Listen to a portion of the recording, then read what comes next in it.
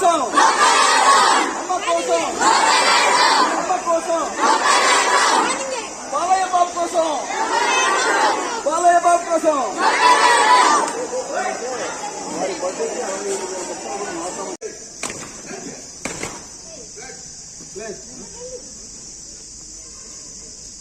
ఈరోజు మీ ద్వారా తెలుసుకున్న ఈ విషయాలను శ్రద్ధగా జీవన పర్యంతం పాటిస్తాం.